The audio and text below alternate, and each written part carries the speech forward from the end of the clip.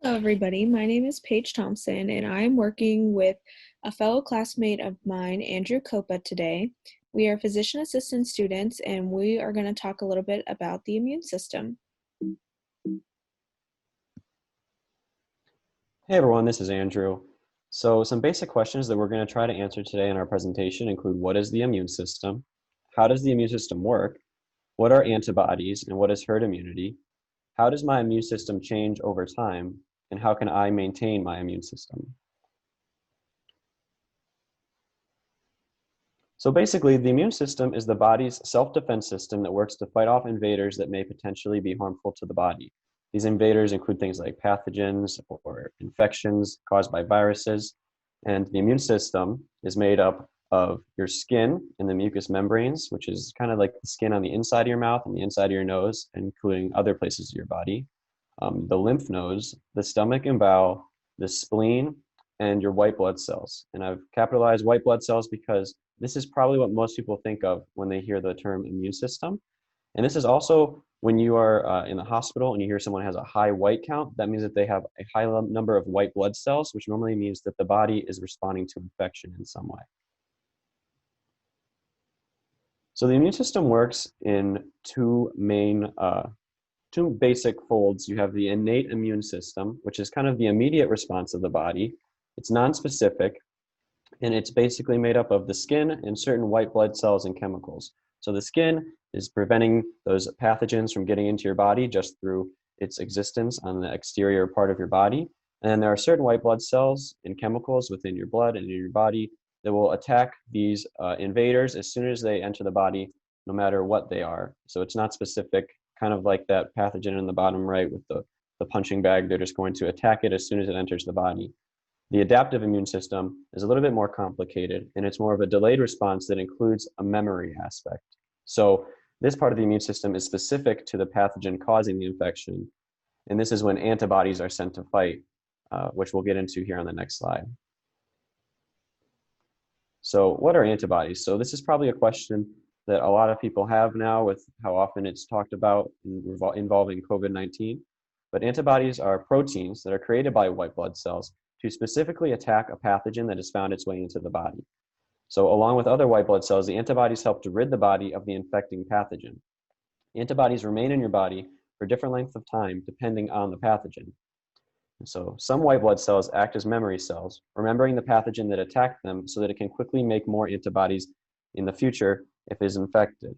So many people are talking about this, like I said, with COVID.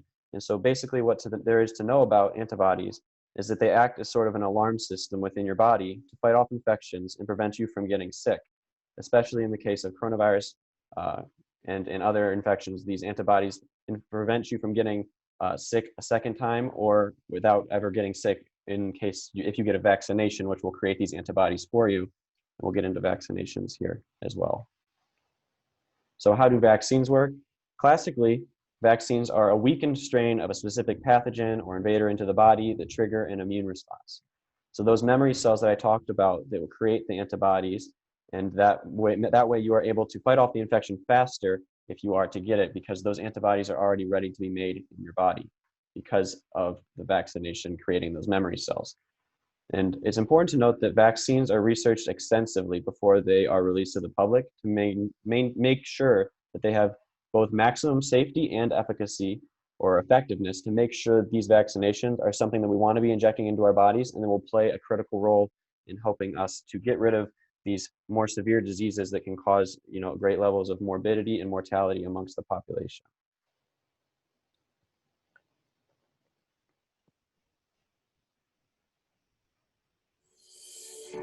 What is herd immunity? Picture a community or herd of healthy people. An infectious disease would pass easily through the community from person to person. Vaccines train our immune system to protect us from diseases it hasn't come into contact with before. For example, the MMR vaccine provides immunity against measles, mumps, and rubella. During an outbreak of a disease, vaccinated people will remain healthy. As they won't become infected, they won't pass the disease on. When most of the community is vaccinated, It makes it difficult for the disease to spread within the community. This is called herd immunity. If more people within the community remain unvaccinated, herd immunity can break down, allowing the disease to spread more easily. Herd immunity is especially important for individuals in the community who can't be vaccinated. For example, if they're too old, too young, or have weak immune systems.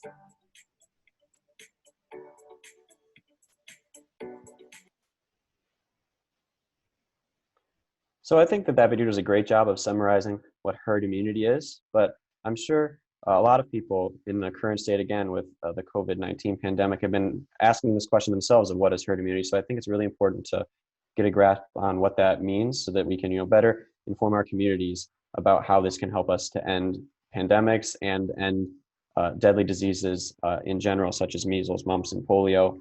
So basically what that video is saying was that when enough of the population is vaccinated for a specific disease, it becomes very difficult for that disease to spread. And you see again with this picture here at the right, the frowny faces are representative of an individual who is not immune or has not been vaccinated for a disease. And the smiley faces represent an individual who has been vaccinated for the disease. So if a disease were to hit the first person with the frowny face next to the arrow, and they were to go to spread that within the population, you can see that because so much of the population is already immune to the disease due to their vaccination, it becomes very difficult for that frowny face and that disease to spread throughout the entire crowd. And so another important thing to note is that this percentage of the population you see here on the screen, between 70% and 90% of the population needs to be immune to an infection for herd immunity to occur. So, when you're looking online and you're listening to people talk about herd immunity, they might throw around a lot of different numbers involving herd immunity, but based on the research we know, herd immunity will typically take place once 70% to 90% of the population is immune or vaccinated. And so that's why it's so critical that we, get our vaccinations and make sure that we help to prevent diseases like the coronavirus, measles, mumps, and polio from spreading within the population and causing more morbidity and mortality within our communities. Okay, so now that we have a little bit of background on what the immune system is, I wanted to talk about different strategies you can use to maintain your immune system and stay healthy. First, I wanted to say that there's no one product that boosts your immune system. In general, your immune system changes over the course of your life, and its function is affected by many things, including diet, sleep and stress, hygienic practices, as well as vaccines. In addition, your immune system function tends to decline with increasing age, which is why older individuals are more likely to get infections. So I wanted to talk to you about a few different strategies that you can use to keep your immune system strong. The first one that I wanted to touch on is eating a healthy diet. The American Heart Association recommends implementing certain foods into your weekly diet to give your body the vitamins and nutrients it needs. This will help keep your immune system functioning. I have listed some links below that will be in the description box of this video or in the Facebook post that you will be able to access to be able to reference resources to find food ideas as well as recipe ideas to maintain a healthy diet. This includes the first link here, which is called choosemyplate.gov. This is a great resource that you can use to personalize to your own taste and design a diet plan that works for you. The next slide includes a table of healthy foods under $1 per serving that can help you maintain your immune function. Once again, the link to the article is listed here and will be available in the description box for you to access. Incorporating these foods into your weekly diet will keep your immune system strong without breaking the bank, essentially. So this can include fruits like apples and bananas, vegetables like baby carrots, there's yogurt, regular oatmeal, fat-free milk, and eggs are all important to keep a healthy diet, and they aren't too expensive, which is nice. The next maintenance strategy is to try to get regular sleep each night. This gives the body an opportunity to recover and produce more immune cells to fight off infection. If you're having trouble falling or staying asleep, feel free to talk to your healthcare provider, but I've also listed some sleep hygiene practices below. This includes being consistent by going to bed at the same time each night and getting up the same time each morning. Also, make sure your bedroom is quiet, dark, relaxing, and at a comfortable temperature. Remove electronic devices such as TVs, computers, and smartphones from the bedroom, or at least give yourself a period of time before you go to bed without these screens. Avoid large meals, caffeine, and alcohol before bedtime, and getting some exercise during the day can also help you fall asleep more easily at night as well.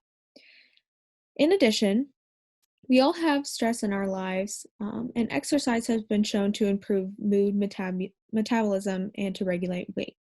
It can also help to maintain your body's immune system and combat stress. However, if you feel that your stress is becoming overwhelming, ask for help. Talk to your healthcare provider for strategies and recommendations. This would include various medications, therapy, or just some other strategies to combat stress. Some online resources that are available to everyone on their smartphone include BetterHelp, which is an online counseling app, or Headspace, which is an online mindfulness app that can help you meditate and just get focused as well. And then finally, if you're experiencing a great amount of stress or feel that you may be in crisis, if you live in Allegheny County, there is a free crisis service center called Resolve Crisis Services that is open 24/7, 365 days per year that you can access through the number below. So this is a great resource to have in our area, and if anyone you know or yourself is in crisis, please call the Resolve Crisis Services. A third maintenance strategy is to practice good hygiene to prevent infection of ourselves and others. Keeping our hands clean is one of the most effective ways we can stop the spread of germs and stay healthy. Alcohol-based hand sanitizer is very effective in cleansing your hands. However, it is best to use soap and water and wash your hands for at least 20 seconds if your hands are visibly soiled, or for any of the reasons listed in the blue column here. This includes when you're preparing food, after taking care of somebody who is sick, before and after treating a cut or wound, after blowing your nose, coughing, or sneezing, and for all of those other reasons as well. As our community continues to battle COVID-19 and we enter the 2020 flu season, these hygienic practices will help you keep your immune system strong. And then the last maintenance strategy that I wanted to talk about is receiving the appropriate immunizations. Andrew previously touched on how vaccines work, and these are important to get throughout our lives. I think most commonly, we all know about the pediatric immunization schedule, or all of the immunizations that children receive during the early part of their lives. However, there are several vaccines that adults can get that can keep their immune system strong throughout their lives as well. This includes the yearly influenza vaccine, which is appropriate and recommended for everyone 6 months and older. It is important to get the influenza vaccine each year as the types of influenza circulating change and mutate. In addition, the shingles vaccine series is recommended for all individuals 50 years and older, regardless of their shingles or chickenpox history. The pneumonia vaccine, or Pneumovax, is recommended for individuals 65 years and older. This helps prevent pneumonia in older individuals, which is a common cause of morbidity and mortality in the elderly population. Contact your healthcare provider to receive this vaccine. And finally, it is important to receive the Tdap vaccine, which includes protection against tetanus, diphtheria, and pertussis. This is recommended for adults to receive this vaccine booster every 10 years and is recommended for pregnant women to receive this during each pregnancy to prevent these diseases in the young people as well as people they come into contact with. So we wanted to thank you all for listening. We hope you learned a little bit more about the immune system and how to stay healthy. So thanks again, and hail to Pitt.